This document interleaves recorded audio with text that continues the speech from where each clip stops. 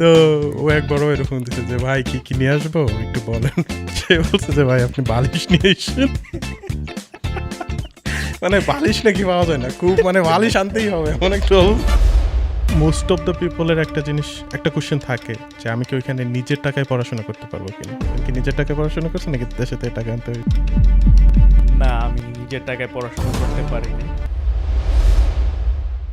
আমাদের আজকের গেস্ট শিহাব আহমেদ। 2018 সালে তিনি কানাডায় আসেন একজন ইন্টারন্যাশনাল স্টুডেন্ট হিসাবে। তারপর পড়াশোনা শেষ করে ওয়ার্ক পারমিট থেকে পার্মানেন্ট রেসিডেন্স এবং সবশেষে কানাডার নাগরিকত্ব। মাত্র কয়েক বছরে এই পুরো জার্নি। আজকের এই এপিসোডে শিহাব আমাদের সাথে শেয়ার করবেন তার সব অভিজ্ঞতা, সফলতা, কষ্ট এবং সেই পথের প্রতিটা ধাপ।